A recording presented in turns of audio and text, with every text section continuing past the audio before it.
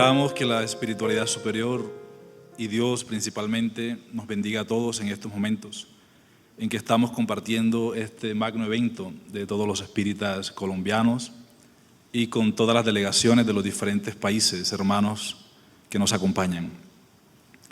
Cuando nosotros leemos en la historia la relación cerebro, mente, cuerpo y alma, necesariamente los académicos nos remiten a las elucidaciones que René Descartes hiciera cerca del año de 1649, cuando, en respuesta a las diferentes metodologías de trabajo que estaban utilizando los filósofos, cuando el pensamiento científico estaba en gestación, se consideró que para que un conocimiento tuviese la categoría de poder ser llamado conocimiento científico, debería pasarse por un proceso de experimentación.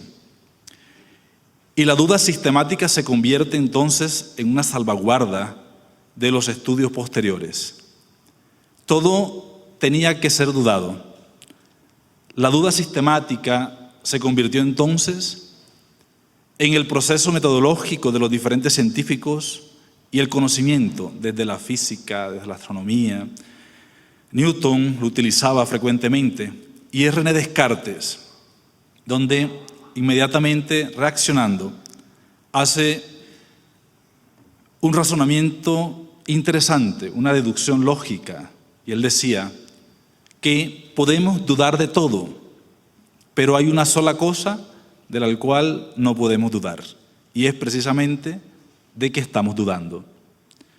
Y a partir de ahí, con un postulado para las ciencias, en ese momento se convierte una expresión de origen latino que conocemos todos, sin lugar a dudas, y es la frase cogito ergo sum.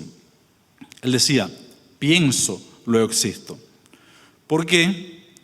Si tenemos la certeza de que estamos dudando, siendo la única certeza presentada para la comunidad científica de entonces, decía él, con esa certeza basta para nosotros comprender que existe un pensamiento.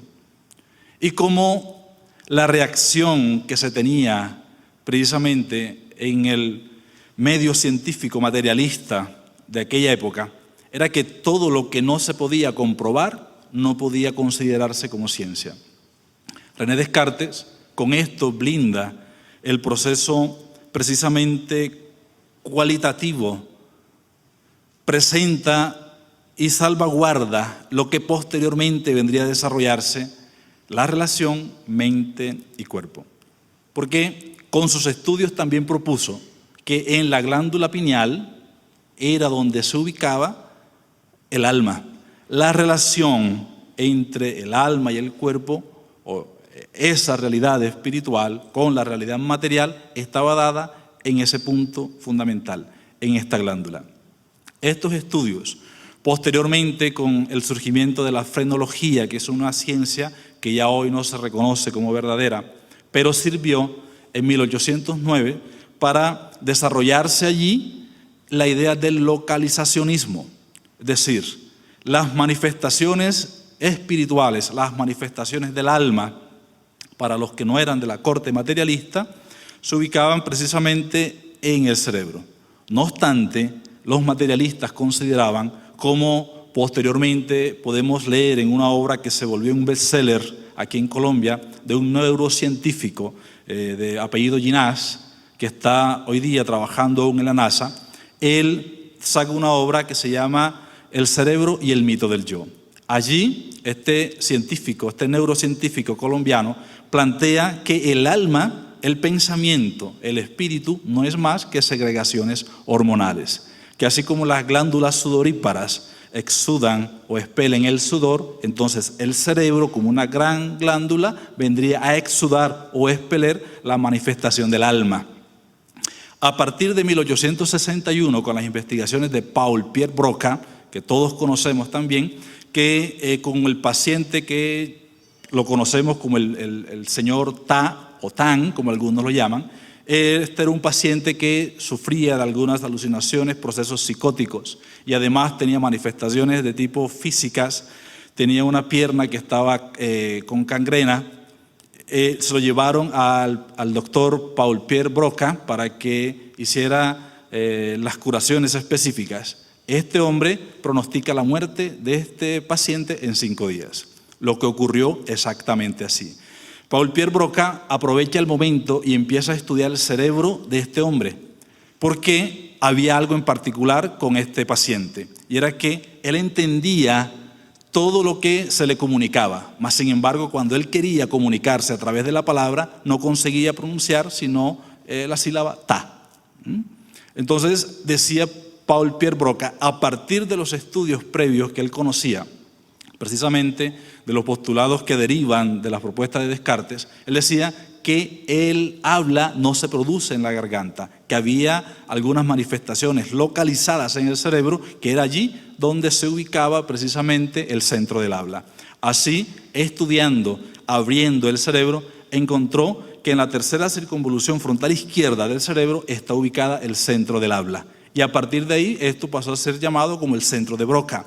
4 años después, el doctor Wernicke descubre que hay otro tipo de manifestación del habla, pero es la comprensión de lo que se dice, proponiendo los estudios de las afasias, que hoy se estudia frecuentemente en la neuropsicología.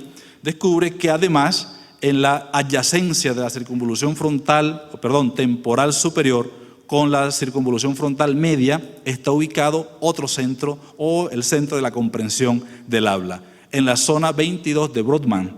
Allí se considera a partir de este momento la relación directa de todas las manifestaciones psicológicas superiores con el cerebro.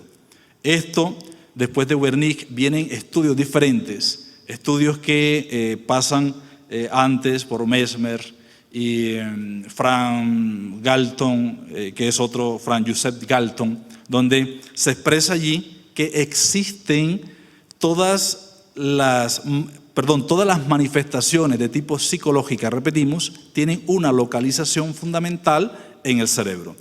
Esto deriva en lo que hoy conocemos en el desarrollo desde 1969 más o menos, con el acuño del término neurociencias cognitivas y con el desarrollo posterior a Jean Piaget y otros más que hablan de la psicología cognitiva, relacionando los patrones neurológicos con la conducta humana. Es así que cerca del año 2003, 40 científicos en Georgia, Atlanta, en Estados Unidos, se reúnen porque están haciendo unos estudios fundamentales en el perdón. Ellos consideran, a partir de las propuestas del estudio de las emociones, de la inteligencia emocional, de las propuestas de la psicología cognitiva, más allá de la psicología comportamental, decían que la manifestación del perdón en el momento en que impacta el cerebro tenía que estar dando alguna respuesta fisiológica perturbadora. Es así cuando estos científicos en el 2003, con el profesor Luch y otros más del laboratorio en la Universidad de Stanford, empiezan a desarrollar un proyecto que precisamente es el proyecto del perdón. Ellos toman pacientes que tienen resentimientos profundos, que han tenido algún tipo de conflicto personal, y empiezan a desarrollar toda una técnica terapéutica fundamental basada en el perdón. El perdón desde 2 puntos de vista, que es el perdón externo, como ellos lo llaman, y el perdón interno. Es decir, cuando hablamos del perdón externo, estamos hablando de todo el daño que nosotros suponemos nos hacen. Y el perdón interno es precisamente derivado de la sensación de culpa. Estos científicos, mirando a través de la tomografía axial computarizada, de las diferentes técnicas para medir las vibraciones o corrientes eléctricas emitidas del cerebro, descubren que el resentimiento derivado del no perdón, derivado del odio, está impactando en la circunvolución temporal media y la circunvolución temporal inferior, en el hemisferio izquierdo. Esto posibilita precisamente, con los estudios posteriores, que el resentimiento lo relacionaron con los diferentes estudios de más de 800 pacientes entre el año 1998 y el 2003, que hay una relación directa en la producción de la adrenalina, de la noradrenalina y del cortisol, impactando nuestra fisiología. Tengamos en cuenta que estas hormonas particulares sirven como un mecanismo instintivo, un mecanismo natural del cuerpo para defendernos contra algunas situaciones medioambientales. Y descubrieron además con los estudios y a partir del proyecto del perdón de Stanford en la universidad, que todavía hoy está funcionando y que tuvimos la posibilidad de conocer directamente de este profesor, hay una relación directa y él nos dice precisamente que cuando desde el punto de vista natural nosotros estamos sometidos a alguna reacción de miedo, por ejemplo, si vamos en un carro y sentimos que nos vamos a estrellar, hay una reacción, una liberación de la adrenalina, del cortisol, de la noradrenalina, que permite un aumento en los niveles de glucosa en la sangre. Pero esta glucosa en la sangre hace que los músculos se tensionen, se pongan rígidos, hace que las arterias también de alguna forma se pongan rígidas, aumenta la presión sanguínea. Y decía él, esto, y como nosotros sabemos, estas reacciones del cuerpo son propias y son necesarias para defendernos ante ciertos momentos medioambientales que sugieren amenaza de la existencia. Pero cuando esto se hace prolongado, entonces nos envenena. Cuando esto se hace de manera continua, nos envenena.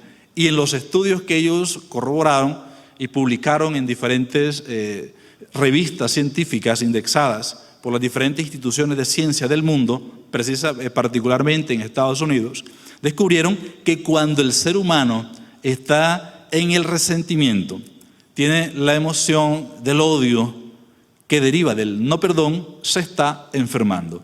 A partir de las relaciones diversas de los estudios neurocientíficos, se ha demostrado que cuando hay resentimientos en nosotros, nos estamos enfermando.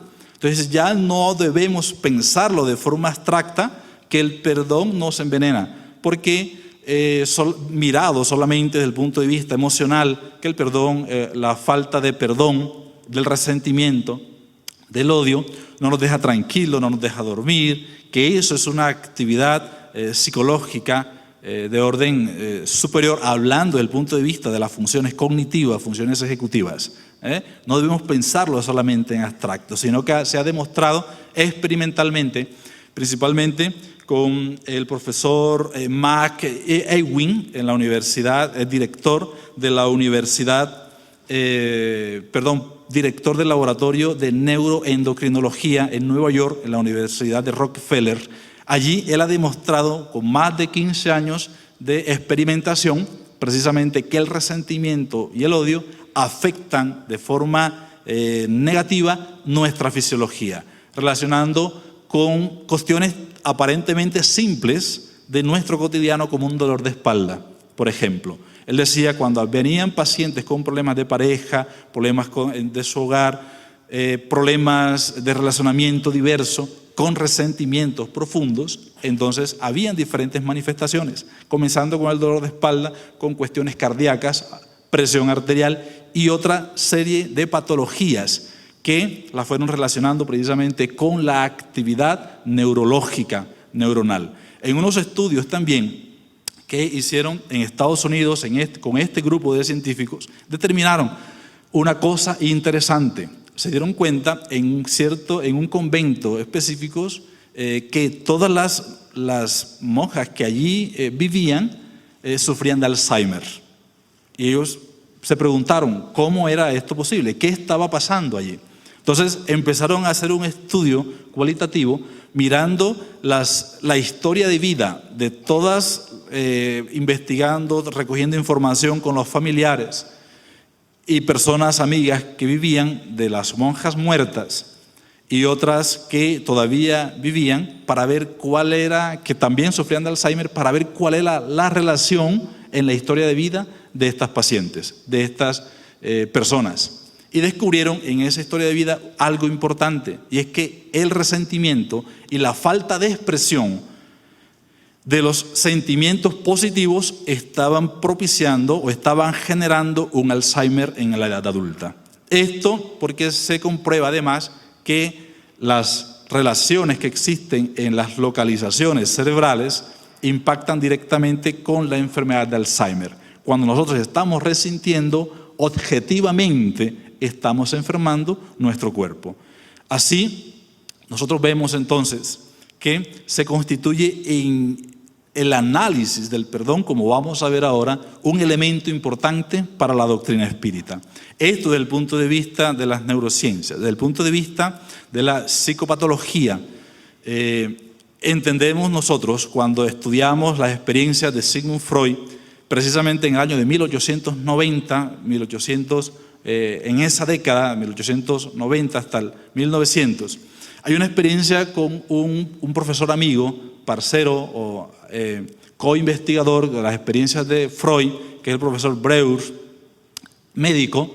Tenía una paciente que tenía manifestaciones clínicas diversas y una de ellas que más le llamaba la atención era una parálisis de todo el brazo derecho, que el médico no entendía cómo era posible y cuál era la causa de esta problemática. Problemáticas diversas, y esta paciente que pasó a la historia como Ana O, de 21 años en esa época, fue por un año, cerca de un año, atendida por este médico, hasta que el médico, con toda la honestidad, la llamó y le dijo: después de un año no tengo explicación alguna para tu situación. Todas las técnicas conocidas hasta el momento que me ha dado la ciencia médica han fallado. No conozco ni encuentro la causa de tu situación. Así que en este momento te dejo libre para que tú busques a otro médico que pueda entonces resolverte esta situación. La paciente se lo quedó mirando y le dijo: médico, con esto que tú me acabas de decir me genera mucha confianza. Yo quiero contarte algo, si me lo permites, algo que llevo en mi corazón profundamente, algo que me incomoda, que me impacta y es un resentimiento profundo. Y le dijo: bueno, ahora que no hay esa relación médico-paciente, entonces te puedo escuchar para ver, cuéntame. Se sentó y le dijo: lo que pasa es que cuando despuntaba en la época de mi adolescencia, descubrí que yo tenía un sentimiento por mi papá, pero este sentimiento no era el sentimiento que un hijo o una hija tiene por su papá. Era el sentimiento, descubrí, que una mujer tiene por un hombre. Y entonces, posteriormente descubrí, cuando mi papá empezó a tocarme, yo sentí que el sentimiento y las caricias que me daba mi papá no eran las caricias de un papá para con una hija. Descubrí en ese momento que esas caricias eran caricias que hace un hombre para una mujer. Y como yo he sido formada en la religión, como yo tengo los conceptos de la moral, en aquel entonces recordemos que no habían los conceptos que posteriormente Freud toma en torno del sexo, de la sexualidad, y que posteriormente despuntan con los estudios de Carl Gustav Jung. Entonces era un fanatismo profundo, una hipocresía puritana que había en ese momento. Decía ella: en ese momento, cuando descubro que mi papá sentía eso por mí, me sentí pecadora. Lo sentí pecador, pero más a él, y sentí tanto odio que quise levantar la mano para pegarle. Pero en ese momento, nuevamente, recordé que había que amar a los padres. Y me sentí pecadora, y me aguanté. Y a partir de ahí sentí un dolor profundo en mi brazo. Y posteriormente, la parálisis. Y por momentos se paraliza. No había entonces una acción o una reacción, o como se quiera, una respuesta fisiológica del cerebro. Porque el médico no había encontrado ninguna causa fisiológica para la situación que se estaba allí presentando. Había una causa de tipo psicológica profunda. Esto lleva precisamente a cuando este hombre le comenta a su compañero, a Freud, a partir de ahí empieza a desarrollarse la psicoterapia y la catarsis como un medio fundamental para resolver los síntomas fisiológicos, somatológicos que todos los pacientes y que todos presentamos frente a disturbios de tipo del odio, del resentimiento, del no perdón. Fíjense, esto es algo muy importante porque todavía hoy nosotros cuando conocemos casos de personas del área de la salud, médicos fundamentalmente, que van pacientes, le dicen, médico, yo tengo esto, tengo esta manifestación de tipo física, dolor en el pecho, tengo estos dolores y tal, y hacen los estudios pertinentes, no encuentran nada, el médico dice, usted no tiene nada, usted lo que tiene es un problema psicológico, como si un problema psicológico no fuese nada.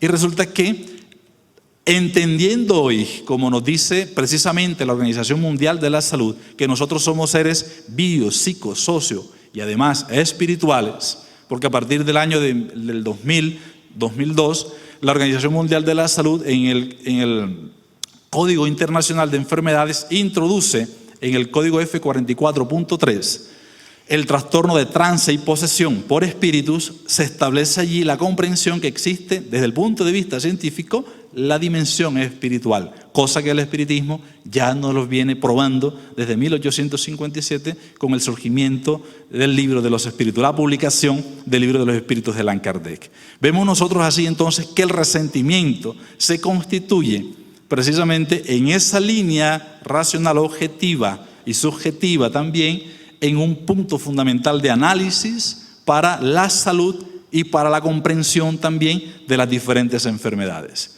El resentimiento, el odio, el no perdón se expresa desde múltiples formas. Encontramos seres amargados, seres desesperanzados, seres que están todo el tiempo recordando todas las experiencias negativas vividas del ayer, porque resentir significa la partícula, la raíz re, volver ¿qué? A sentir. ¿Y volver a sentir qué? Las experiencias de tipo negativa.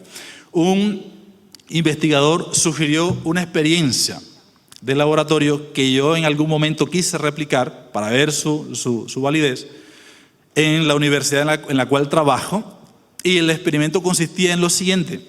Decía, bajo la hipótesis, bajo la premisa, que el ser humano, la psiquis del ser humano y nosotros muchas veces está acostumbrada a recordar los episodios negativos más que los positivos. Entonces sugirió esta experiencia que era la siguiente. En una clase ordinaria, en una clase cualquiera de las diferentes que uno aplica en un salón de clases a nivel de la universidad, diseñamos con cronómetro en mano. Cada 5 minutos parábamos, pero en el mismo discurso. Ese día programamos una clase magistral. Solamente estaba hablando yo para poder hacer la réplica de esta experiencia. Cada 5 minutos, con cronómetro en mano, yo paraba, lanzaba, hacía un chiste. Un chiste que además era muy bueno. Y entonces, en el momento en que lo hacía, el 100% del auditorio se rió. Y todos los muchachos, yo en ese momento programé, la mayoría de mis estudiantes, eran cerca de 100 estudiantes que estaban allí, y todos se rieron. Seguí con el discurso, seguimos con la temática y tal, y hablando de esto, hablando de aquello, de los parámetros de la psicología y tal y tal. A los 5 minutos, otra vez el mismo chiste con la misma emoción. Ya no se rió el 80%, sino el 100%, sino el 80%. A los 5 minutos, otra vez el mismo chiste con la misma tonalidad, con la misma emoción. Ya no se rió el 80%, sino que el 50%. Después de 7 oportunidades, de 5 en 5 minutos, solamente se reían los que estaban en la primera fila porque tenían pena con el profesor. Entonces había que reírse, porque el profesor les queda la nota, una mala nota, hay que congraciarse con el profesor. El resto de los estudiantes ya no se rieron. Entonces la experiencia consistía, fíjense, lo particular de nuestra psiquis. Yo tengo un amigo que dice, yo cada vez que llego a mi casa, cuando él no es espírita, dice, me voy, me pierdo, llego tarde o llego el día siguiente. Entonces mi esposa se vuelve histórica. Y lo estaba escuchando otro amigo, le dijo, no es histórica, la palabra es histérica. Digo, no, es histórica. Mira, por favor, que no es histérica la palabra. No, es histórica, si yo soy el que estoy viviendo. Bueno, ¿y por qué dices tú que es histórica y no histérica? Porque es que siempre dice, cuando llego, ella está molesta, dice, mira, tú que me dijiste hace 3 años que me ibas a sacar y no, hace 2 años me dijiste, me prometiste. Entonces empieza a recordar todo lo que yo he hecho de negativo para resentir todo aquello.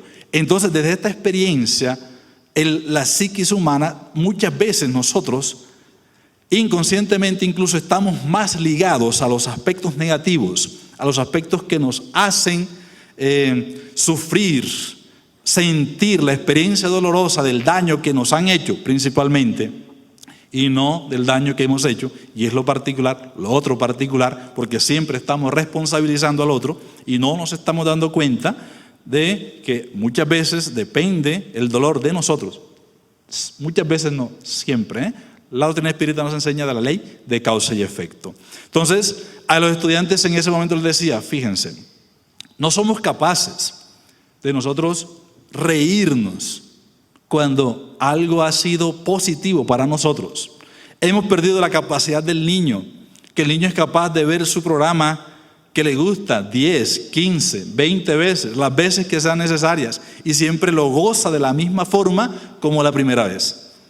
Mientras que nosotros estamos reviviendo lo negativo que nos pasó hace 20 años, hace 30 años, de la infancia. Porque mi papá no me acariciaba, porque mi papá no tal, porque aquel hizo, porque me miró mal, porque la semana pasada, porque hace un mes vine al centro espírita y este me miró mal, entonces ya yo resiento y me acuerdo que saludé y no me saludó. Pero aquello positivo que nos hizo reír, de eso no nos recordamos, no lo queremos recordar. Y entonces estamos precisamente desde los estudios de la neurociencia, estamos reproduciendo las reacciones fisiológicas que sirven como mecanismos de defensa para situaciones medioambientales, accidentales. Ante un accidente, ante el correr, el organismo se prepara para huir de los diferentes ataques, liberando la adrenalina, la noradrenalina, el cortisol, la glucosa, liberando glucosa en la sangre, tensando los músculos. Entonces el resentimiento prepara y simula, le da un mensaje a nuestro organismo, a nuestro cerebro, para que libere esas hormonas. Y luego vienen las enfermedades de todo tipo y decimos, ¿por qué nos enfermamos? Nos enfermamos porque todavía hay resentimiento en nosotros. Todavía estamos nosotros alimentando ese resentimiento, todavía sin darnos cuenta. Yo tengo una amiga que me decía, mira, mi esposo es tan particular. Ay, Dios mío. Y empezamos a hablar y tal, y después me dice, mira, en mi casa hay 2 cosas que hay que sacar temprano. Yo me levanto 5 o 6 de la mañana, hay 2 cosas que tengo que salir de ello inmediatamente. Yo le preguntaba, ¿qué era? Primero es la basura, y el segundo, a mi esposo. Son 2 cosas que hay que salir. Yo, ¿y por qué? Porque ese amor que tú tienes para con él. Dice, es que desde que se levanta, desde que se acuesta, al momento en que está, que le hicieron daño, que esto, que lo otro, está resintiendo y está recordando lo malo, y está buscando problemas. Y una vez me dijo, yo le pregunté, quería halagarlo. Le dije, mi amor, ¿hoy qué quieres desayunar? Y él me dijo, lo que quieras.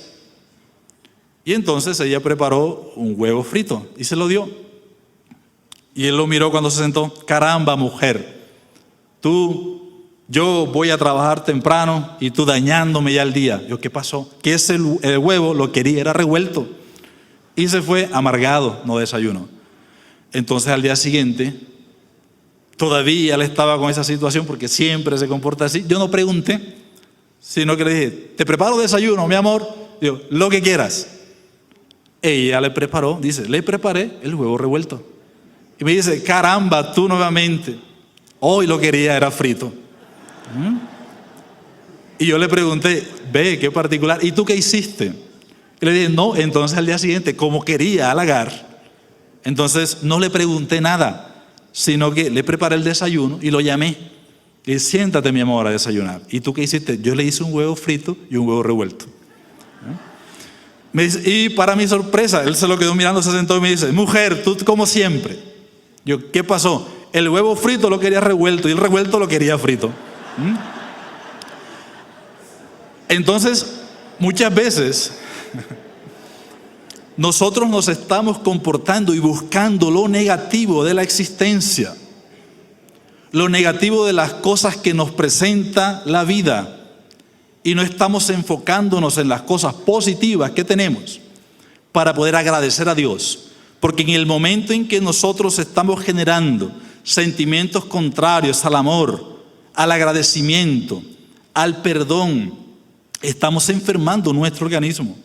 Porque el organismo, la fisiología, como dice el libro de los espíritus, cuando dice que nosotros estamos constituidos de 3 cosas fundamentales: cuerpo, periespíritu y espíritu, y que el espíritu comanda toda la realidad nuestra, el resto de cosas. Y además nos dice que con el cuerpo nosotros participamos de la constitución física que cualquier animal. Y como la ingeniería genética, como nos recordaba ayer Divaldo, nuestra constitución genética se distancia apenas en un 3% de la constitución de los ratones. Y que nuestra fisiología han descubierto, hoy se hacen trasplantes de riñón y de otros órganos de los cerdos para los hombres, porque la fisiología es muy parecida. Entonces nuestro organismo no está diferenciando la emoción, él toma la emoción y reacciona con las diferentes hormonas. Entonces nosotros debemos en las diferentes emociones tornarnos de amor, de perdón, para poder impactar positivamente a nuestra fisiología. Una vez recuerdo una paciente, una persona que llegó a nuestro centro espírita, que recuerdo en el año 2006 exactamente, y esta persona llega, quiso una entrevista y nos dice: vengo con mucho odio. Y yo: ¿qué te pasó? Fui violada hace 4 meses. Esta persona me ultrajó, yo le vi el rostro, una persona brutal, y cada vez que expresaba sentía el odio, el resentimiento. O sea, me violentó. Lo recuerdo el momento y siento tanto odio, y quedé embarazada. Y hoy veo a este ser y lo odio con toda la fuerza de mi corazón y quiero matarlo, necesito ayuda. Yo veía a la persona, a la mujer, hablando, y la dejé que hablara. Decía: y lo odio, pero no me atrevo porque yo no soy asesina.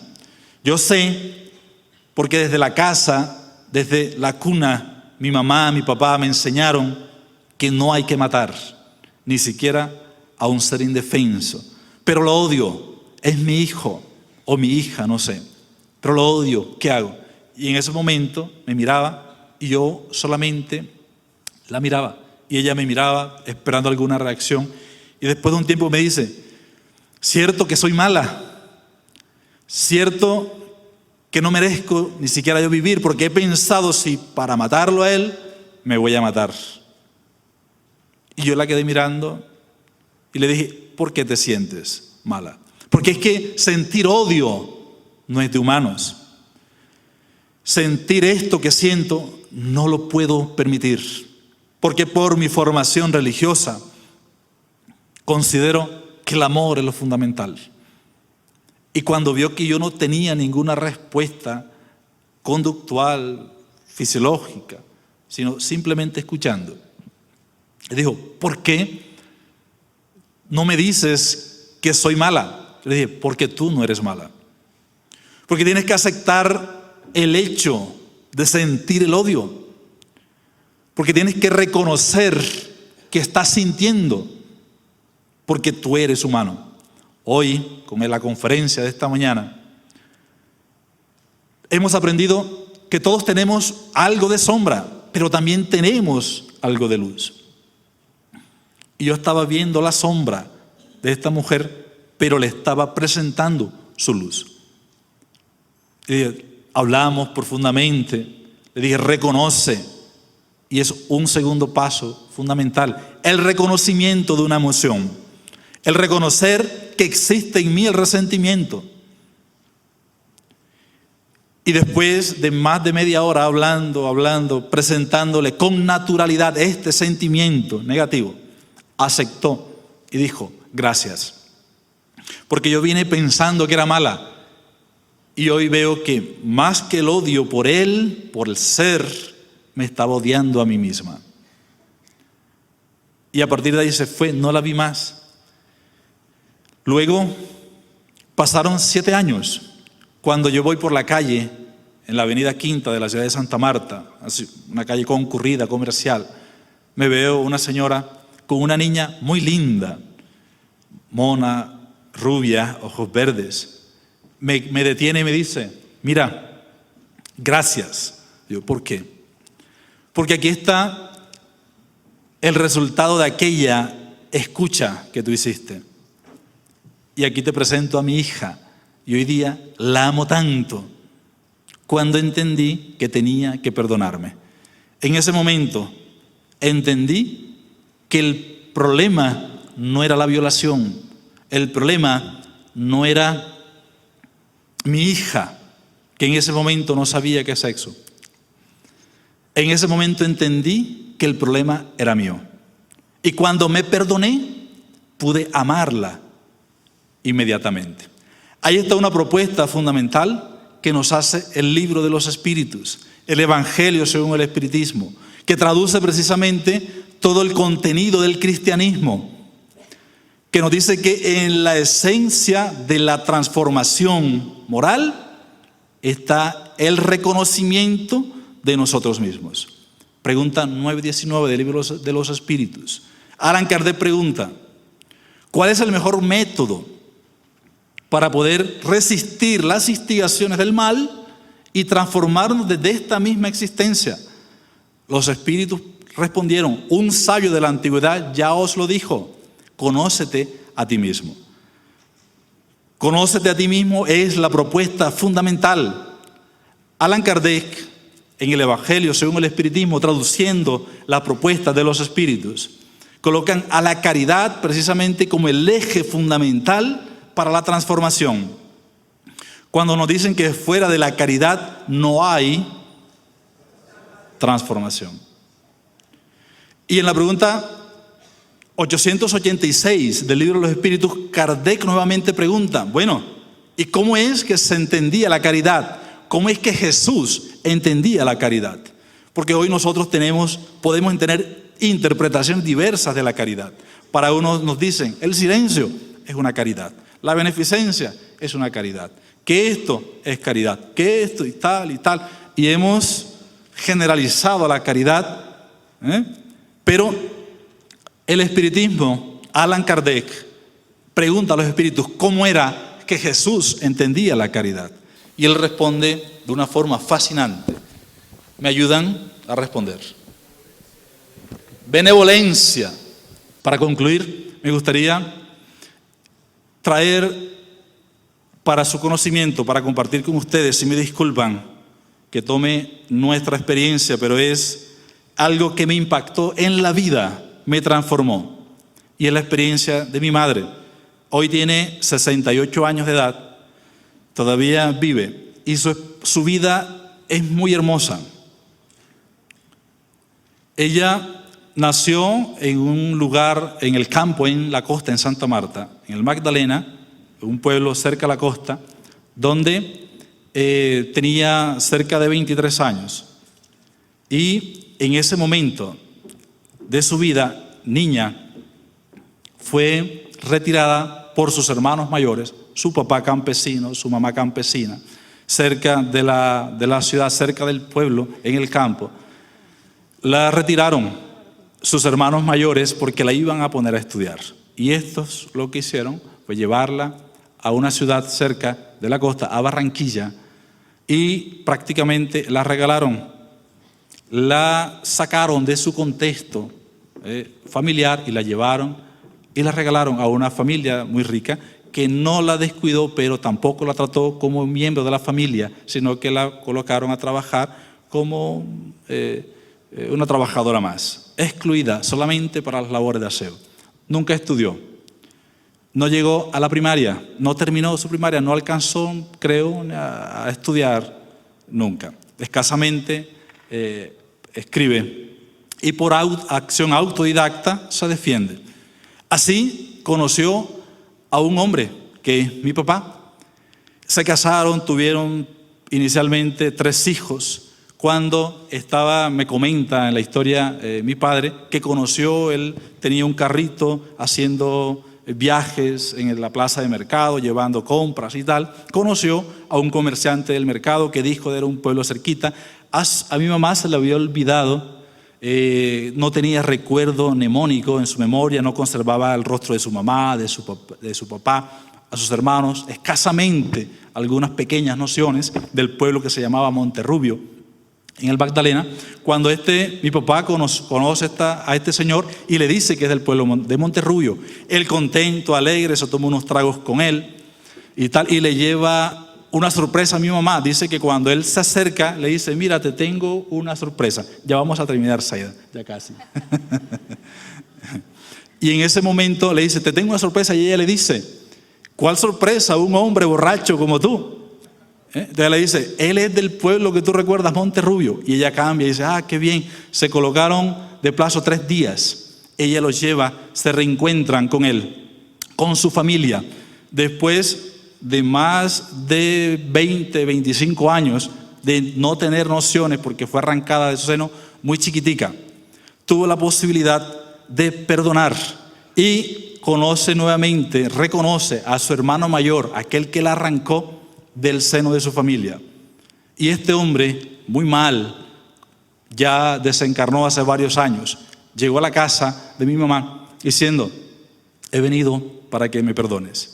Y él le dijo: no tengo que perdonarte, porque gracias a Dios por esa experiencia hoy tengo una vida maravillosa, hoy tengo unos hijos maravillosos, hoy tengo un esposo que, si bien no es perfecto, es maravilloso, y por esa experiencia hoy te doy las gracias. Ella, que no conocía el espiritismo, porque el espiritismo lo conoció mucho tiempo después, a través de que nos hicimos espíritas, pero nos dio un ejemplo fundamental, que no hace falta tener los conocimientos, no hace falta tener las letras para poder aplicar el perdón, para poder tener salud en nuestras vidas a través del perdón. Y con esto, queridos amigos, la doctrina espírita, que es la doctrina consoladora, nos dice que el perdón es una de las formas fundamentales de expresión de la caridad tal cual Jesús la entendía.